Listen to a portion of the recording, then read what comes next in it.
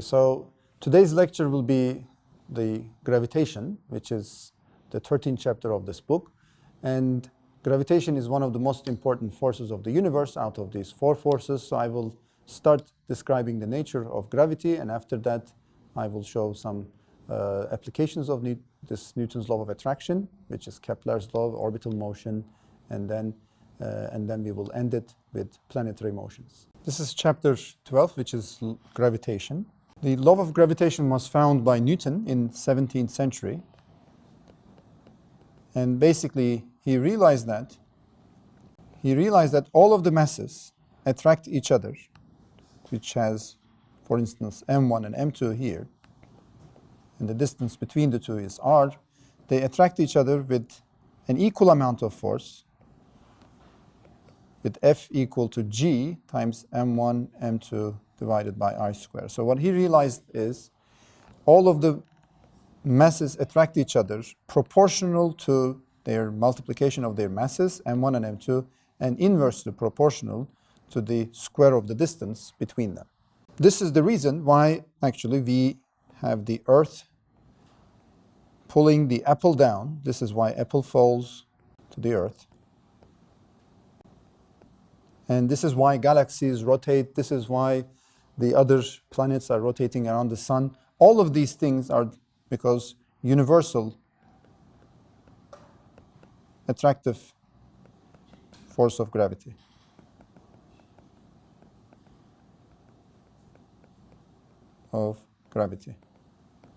Okay, so let's take the example of the Earth and the apple example. So this is apple. Mass of the apple is small m, and mass of the Earth is capital M. This is mass of the Earth, and the radius of the Earth is RE. So if the apple is at a height of h above the surface of the Earth, the distance between the center of the Earth and the apple is, as you can see from the figure, it's RE plus h.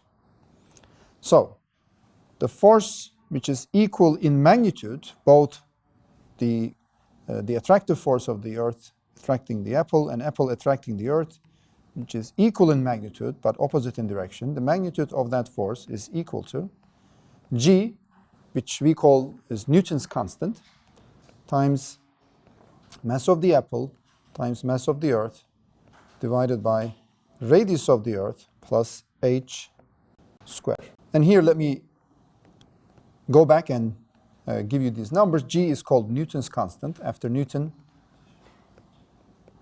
we call it Newton's constant.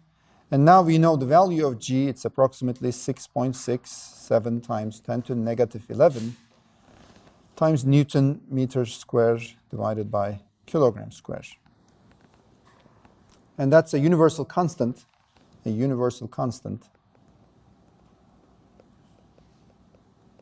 And it's one of the fundamental constants of the universe, including the Planck constant h, c, and Boltzmann constant. And G is one of the most fundamental constants in the universe. Okay, so let's calculate the weight of an object. For this case, it is weight of the apple. And we know that apple falls to on the Earth and with an acceleration of a. So that's the mass of the apple. So this is apple times a, and that's nothing but the free falling acceleration g, right?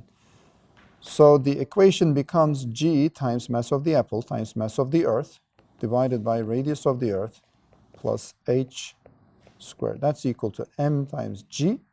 M's cancel, and we get g equal to capital G, which is Newton's constant, mass of the Earth, divided by radius of the Earth plus h squared. But for ordinary distances, h is at the order of some meters, and we know that radius of the Earth is around 6,000 kilometers. For ordinary distances, h plus re is approximately equal to re. So if you make that approximation, g is equal to capital G times mass of the Earth divided by radius of the Earth square. And if you put these numbers in, which is Newton's constant, mass of the Earth, and radius of the Earth square, we get approximately 9.81 meters per second square. So the reason why we have apple falling to the ground is because of universal attractive force of gravitational force. And it is actually the same thing is true for the apple, because apple also attracts the Earth. But as you can see, the force F is same for both of them. F is exactly the same F for the apple and for the Earth. But although it is same, F is equal to mass of the apple times acceleration of the apple, which is mg. But the same force is equal to mass of the Earth times acceleration of the Earth, right? And if I just compare these two accelerations, let me call it AE, acceleration of the Earth is equal to F divided by mass of the Earth. And then if I go back and put what this F here is, that's equal to mass of the apple times gravity divided by mass of the Earth. And you can see that this is m, mass of the apple, divided by mass of the Earth times g. Since this ratio is extremely small for ordinary apples and the Earth, right? So that's like a kilogram divided by 10 to something like 10 to 25 kilograms. This is like 10 to minus 25 times g. So you see that apple cannot attract the Earth, right? It's extremely small. Okay, so finding the value, the exact value of g was first done by Cavendish using Cavendish experiment. And now we make even more precise estimates using other experiments. But Cavendish was the first one who found the value of g, and that's basically 6.67 times 10 to the negative 11. Okay, so let's look at a particular case. If we have multiple masses acting on another mass, like m1, m2, which are attracting small m, then what we do is we use the so-called superposition principle. Superposition principle. That's nothing but we add the forces of each attraction, Fm, m2, and Fm, m1. They're both attracting small mass m, and the total force that's basically due to these two are added up vectorially. So the total force is equal to the force, the attractive force of m2 on m plus the attractive force of m1 to m. And both of these things are vectors, right? Vectorial quantities. So the total, F total, is also a vector, which is nothing but F m m1 plus F m m2. Okay, so this is called superposition principle. We basically add two forces to get the total force vectorially. Okay, so just by looking at the form of force, it goes like 1 over r squared.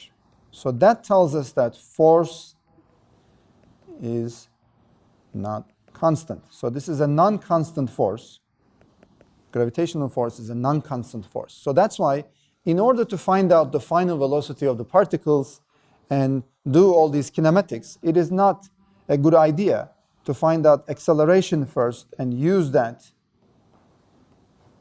to get the final velocity. So that's not a good idea, because A is not constant. What we do instead is follow the other perspective, which is basically the energy conservation idea, right? For that, the first thing that we have to do is calculate work. Work done by gravity.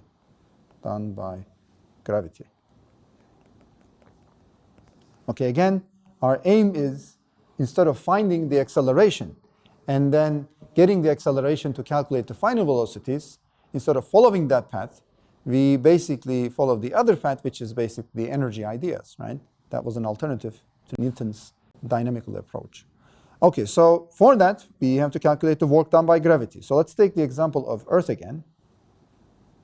Okay, so this is the mass, the apple or whatever, right? It is at a distance of r1 away from the center of the Earth. And if I just move it from r1 to another distance of r2, okay, so I'm moving it from a position of r1 to r2 of a mass m, and the mass of the Earth is this capital M. What is the work done by me? That's the question, by the gravitational force F. So the work done by the gravitational force F is equal to, in general, it is the line integral of F vector times dr. If it was constant, then it would be just force times the distance. But since here F is a function of r, it's just F times dr integral. And this is a line integral, right? And here, the direction of motion is upwards. That's the direction. And the direction of the force is downwards. And that's why there is 180 degrees between them. And that's why the dot product is going to give me minus times the magnitude of F along the radial direction. And that's why this will be Fr, because F is equal to F magnitude times radial direction. That's Fr times dr with a minus sign in front. That's equal to work done by the gravitational force. Okay, so that's equal to minus times integral of g small m capital M divided by the radial direction square, r squared times dr. So these things are constant, so they will go out of the integral. So therefore we get minus g times m times capital M and multiply by dr divided by r squared from r1 to r2. So if I do the integral here, I get minus 1 over r from r1 to r2. And therefore I get minus gm capital M times minus 1 over r from r1 to r2. These minuses cancel each other. And finally I get gmm times 1 over r2 minus 1 over r1. So that's equal to the work done by gravitational force F. As we can see, here it is completely, it's completely irrelevant whether you follow this path or the red path. You can follow the red path. It will give us exactly the same thing because it's still F along the radial direction times dr. So therefore, this difference does not depend on the path, and it only depends on the final and initial positions. Only depends on final and initial positions. Okay, so as we remember from our previous chapters, we know that this is the key properties of conservative forces. Conservative forces. And as you know, for conservative forces, we can always treat the external force as not an external force, but an internal energy. So for that, we can define, instead of defining like forces, we define potential energies. And W for conservative forces is equal to minus delta U. And that is equal to minus the final potential minus the initial potential, U2 minus U1. And that's equal to U1 minus U2. But at the same time, as we see from here, that's equal to GMM divided by R2 minus GMM, capital M, divided by R1. So from here, we see that U1 is equal to minus of that, and minus U2 is equal to this. So that tells us that gravitational potential energy between two objects which has a mass of m and small m is minus g times small m times capital M for this particular case divided by r. So that is the gravitational potential energy between two objects. Gravitational potential energy between two masses. Okay, now we are ready to look at particular cases. And one interesting case is called the escape speed. Okay, so what we mean by escape speed is the following. Let's take the example of Earth again. We throw a rocket or a rock or whatever upwards with a velocity v, escape, ve, let's call it, and the mass is m. And here the radius of the Earth is re, and mass of the Earth is me. So the question is, what is the necessary velocity for this object to escape from the Earth? What is ve for it to escape the Earth. For the mass ME to escape from the Earth. In order to find that, we first have to ask ourselves what the meaning of escaping means. Escaping means escaping from the attractive force of the Earth's gravity. So, and we can only escape from that when we are very, very far away, because F goes like 1 over r squared, right? And you can only escape it when this goes to 0, and that only happens for large distances, which is when r goes to infinity. So what is the escape speed means, what is the minimum speed for that to happen? And that will happen at a very large distance, which is like r goes to infinity. And at that distance, gravitational force is 0 and gravitational potential energy is 0. What I'm going to do is, instead of dealing with forces, I'm going to equate the initial energy to the final energy and treat this as an internal potential energy. Initial energy is potential energy initial plus kinetic energy initial. That's equal to potential energy final plus kinetic energy final. If it barely escapes from the Earth, speed is almost 0 at an infinite distance. And if it is at an infinite far away from the Earth, then the potential energy is 0. So that means the total energy is 0. So that has to be equal to the initial total energy, which is minus g times mass of the object times mass of the Earth, divided by the radius of the Earth, plus 1/2 times mass of the particle times velocity escape speed square, and that has to be equal to 0. So if I take the negative 1 to the right side of the equation, then I get gm times mass of the Earth divided by radius of the Earth is equal to 1/2 mv squared, right? 1/2 mv squared. And m's cancel, and from here we see that escape speed square is equal to 2 times g times mass of the Earth divided by radius of the Earth. So from there, we find that escape speed is equal to square root of 2gm e divided by radius of the Earth. So if we throw an object with a speed of this much, then it will escape from the gravitational attraction of the Earth. Okay, so that's how we basically find the escape speed of these objects. And the other interesting case for this energy conservation is the orbital motion. Orbital motion. So Newton had this idea of, basically, he even has a drawing which is similar to that. If there is like an imaginary tower or something like that, and if you throw a stone on top of a tower, it will just go and land on the Earth. And if you throw it with a larger velocity, then it will go further. And if you do it, it will go farther and farther and so forth. And eventually, you will find a speed where it is large enough so that it goes around the Earth, and it will continue going around the Earth on a circular orbit, basically, which has a radius of r. So the question is, what is this speed, what is this initial velocity, v orbital, for that to happen? That's the idea. Okay, so let's take the distance, again, from the object, which is m, which is orbiting the Earth, to the center of Earth, to be small r, and the radial distance of the Earth, the radius of the Earth, which is re. Okay, so let's calculate the acceleration for this orbital motion, because we know that for an object which is circulating around the center, then there is radial acceleration, ar, and that's equal to total force acting on m divided by m, right? And the only force that is acting on m is gravitational attractive force, Fg, let's say.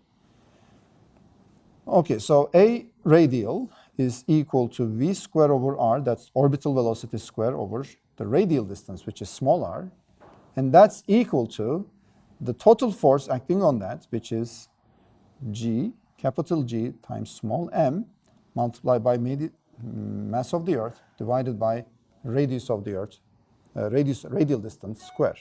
And we are going to divide that to small m, okay? As you can see, it is independent of the mass of the object, they cancel. So we get v0 squared divided by r, that's equal to g times mass of the Earth divided by radius square. Now we can go and cancel even the small r's, and we get v0 square, which is the orbital speed square, is equal to g times mass of the Earth divided by the radial distance between the object and the center of the mass of the Earth. Okay, so from that, this is the square of that, and v0 is equal to the square root of g me divided by r. So that's equal to the value of orbital speed. And since we know the orbital speed, we can find the orbital period. And remember the definition of the period, that's equal to the total distance that this mass travels, and around the Earth it will go and complete a full turn. And when it completes a full turn, the total distance that it travels is 2 pi r, divided by the orbital speed is going to give me the period. And we label the period by capital T. Now let's put the numbers in. So let's put the values in. So I'm going to write down this as 2 pi r divided by gm r with 1/2. That's small r. And that's equal to 2 pi times r to 3/2 divided by square root of g times n. That's equal to the period of an orbital motion. And this is true for any star or any planet or whatever. When when a mass is rotating around a particular spherical object like a star or Earth or another planet, then the relationship between the period and the radial distance is the following. The square of the period is proportional to the cube of the radial distance. So t square is proportional to r cube. So that's the result of circular orbits.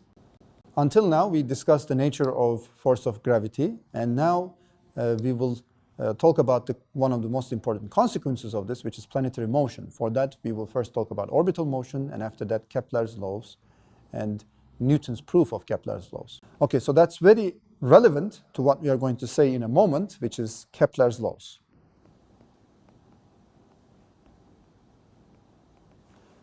Okay, so Kepler has 3 fundamental laws. Okay, the first one is, he says all the planets follow an elliptical path. Follow an elliptical path. The second law of Kepler is basically, let me draw the ellipse first to have a visual picture. So, as you know from probably high school or middle school, an ellipse is nothing but a circle with 2 centers, right? Because a circle is defined as collection of points which are at equal distance from another point, right? So if you take a point, all the collection of points of course in 2 dimensions, so you just make a circle, right? But an ellipse is nothing but the same idea, but now we have 2 points, and if we just basically combine all the points which are at equal distance from these 2 points, then we get an ellipse, right? So basically, probably you did it in high school. You had 2 needles. You just put them on a desk or a table or whatever, and then you take a string or something like that, and it has to be a loose string, and then you take a pencil and you start, just stretching it up to a point where you cannot stretch it anymore, and then you start, just drawing it, and it's going to be an ellipse, right? So that's how you draw an ellipse. And in terms of the figure, this is how it looks like, more or less, of course. Okay, so that's an ellipse, right? And there are 2 focal points of an ellipse, as I just told you in a couple of minutes ago. And these have specific names in our context. So this is what we are going to call, this is the location of the sun. And it can be on the other focal point because it's exactly symmetric. This is a symmetric ellipse. So this distance is called E times A, and this is A. And the other distance is also, since it is symmetric, that's A, and this is E times A. Okay? And the left one is called perihelion, and the other one is called aphelion. So this is perihelion, that point, and the other point is called aphelion. Okay, so again, an ellipse is nothing but this 2-centered kind of circle. And these guys have names. So A is called semi-major axis length. and E is called eccentricity. So E is related to how much ellipse deviates from a circle. If it's a circle, it's that, and if you start pushing it, it will become an ellipse, and E is a measure of that, because you see when E goes to 0, then S goes to S prime, and it will be a circle. This is just a circle. So E measures how elongated this ellipse is. Okay, so that's Kepler's first law. What about the second law of Kepler? Kepler says, according to the second law, he says all planets move, all planets span same area at equal times. Okay, what it means is if a planet is here at a distance of something and time delta t, if it goes from here to here at time delta t, and if it spans this much area, it is actually exactly the same area if it goes of a distance which is, as you can see, different, but it's going to basically travel in such a way that the area at equal times is going to span the same area A. Okay, so that's Kepler's second law. And the third law of Kepler is basically, he says the period of each planet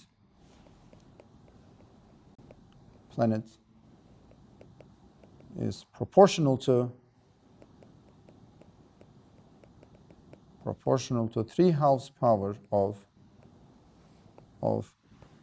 A. Okay, so he basically has three laws, right? The first one is all the planets move on an elliptic path. The second one is the planets move in such a way that at the equal times they span equal areas. And the third one says the period of each planet is equal to the 3/2 power or 1.5th power of eccentricity of semi-major axis length A. Okay, and that's true for all the planets. So that's what Kepler says. What I'm going to do in a moment is I'm going to prove that these three laws of Kepler can be shown to be true by using Newton's basically law of attraction, and we will prove them one by one. The first one is easy to prove, right? I mean, the elliptic path is something that we expect, because if an object is heavy and if it's infinitely heavy, another object, if it's rotating around that object, then it will follow a perfectly circular object, right? Because the other object which is orbiting the Earth, let's say, is not going to be able to move the Earth, and that's why it's going to go in a circle. But when you increase the mass of the other object a little bit, then it will start shifting the central position of the circular motion, and that's basically the definition of the ellipse, right? It has now not a fixed center, but the center shifts from right to left, and that's how you get an ellipse. So the first observation of Kepler can easily be proved by Newton's simple idea of gravitational force and attractive nature of gravitational force. And now I'm going to show you that actually the third law, which is the period t squared is proportional to r cubed or a cube, because a is nothing but the kind of the radius for ellipse, right? And you see that it is true, and we proved that just a couple of minutes ago by using circular motion, and we equated f to ma, and we shown that actually the period goes like 3/2 power of the radial distance, and here it's just the radius of the ellipse, which is a. So the third law of Kepler is a direct result of f is equal to ma, which you can prove in two lines. Of course, it took a lot of time for Kepler to realize this by reading his teacher's Tycho Brahe's thick books of planetary observation. Now the second one is a little bit more difficult to prove. It's not that difficult, but it's kind of tedious in some ways. So I'm going to take, again, kind of an ellipse, and I'm going to draw this picture, and it is a motion. I'm exaggerating things, so the angle is d theta. Normally, obviously, it is, it has to be much smaller. This is an infinitesimal angle. It's a very small angle.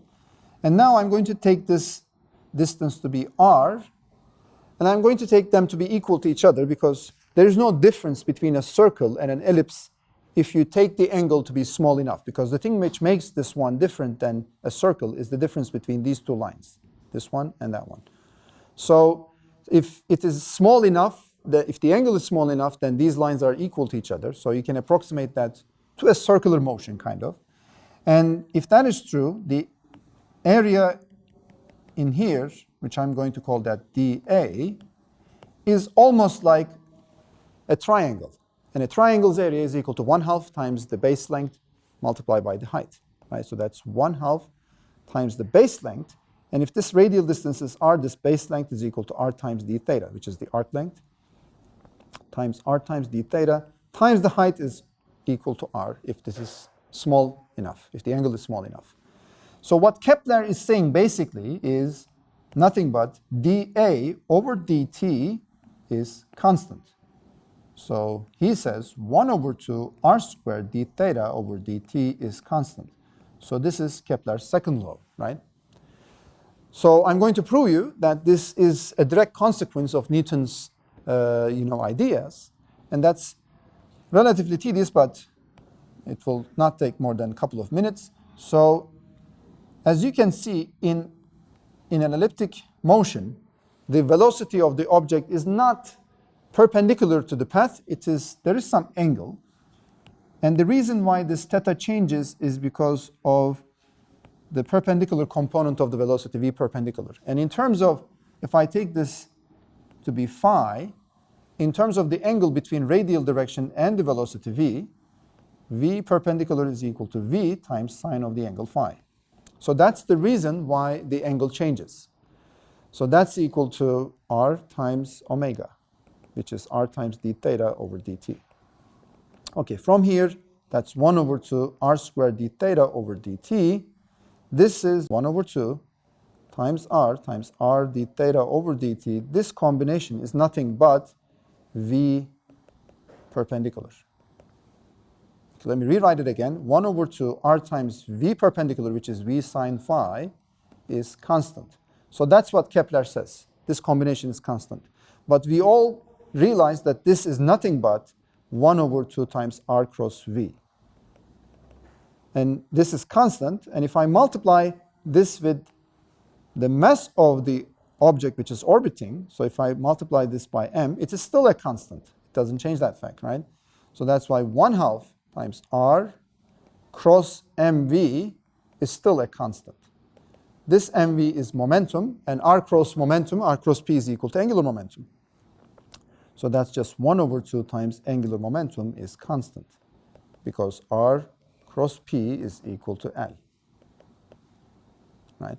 So basically, Newton shows us that Kepler's second law implies the conservation of angular momentum. So since this is constant, this is conservation of angular momentum.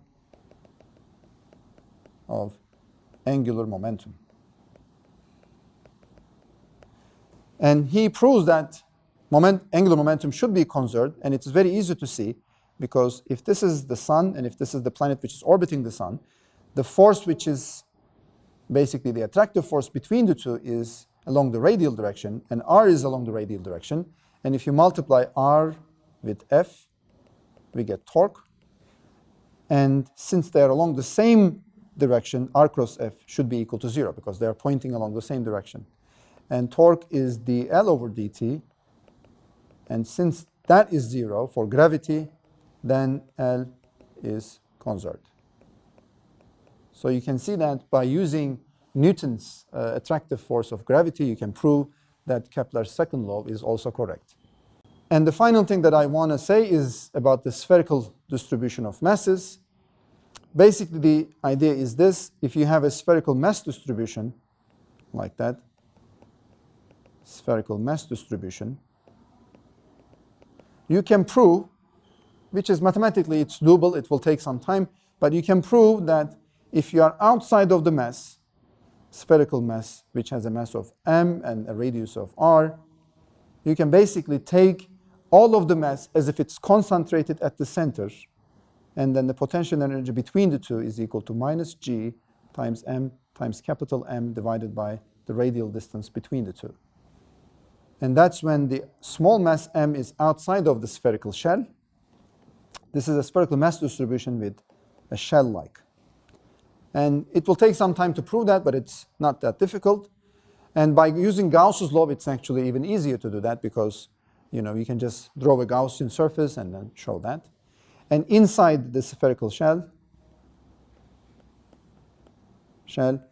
you can prove that U is actually constant, and it turns out to be equal to minus gmm over radius of the Earth. So it is constant inside the spherical shell where there's no mass inside. Since the potential is constant, the force should be zero because potential doesn't change, and that implies the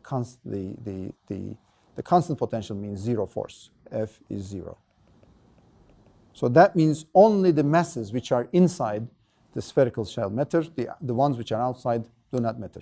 Okay, so today we talked about Newton's law of attraction, which is gravitation.